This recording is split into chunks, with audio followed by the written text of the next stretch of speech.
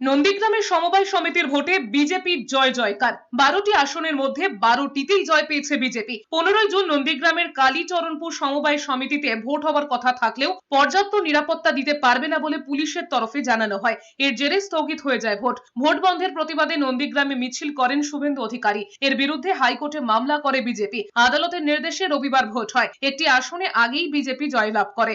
রবিবার 11টি আসনে ভোট হলে সব কটিতেই জয়লাভ করেন বিজেপি প্রার্থীরা। হাইকোর্টের অর্ডারে আজকে ইলেকশন হলো। আমরা ভারতীয় জনতা পার্টি 12টি আসনে প্রার্থী দিয়েছিলাম, 12 সঙ্গেতে আমরা জয়লাভ করেছি। তৃণমূল কংগ্রেস এখানে পুলিশকে দিয়ে ইলেকশনটা বন্ধ করেছিল, কিন্তু দুর্ভাগ্যের বিষয় পুলিশকে দিয়ে ইলেকশনটা জিততে পারে না। আগামী দিনে তৃণমূল কংগ্রেস নন্দীগ্রামে অস্তিত্বহীন একটা রাজনৈতিক দল। কালীচরণপুর সমবায় সমিতির নির্বাচন স্বাভাবিকভাবে পরিচালিত হয়নি।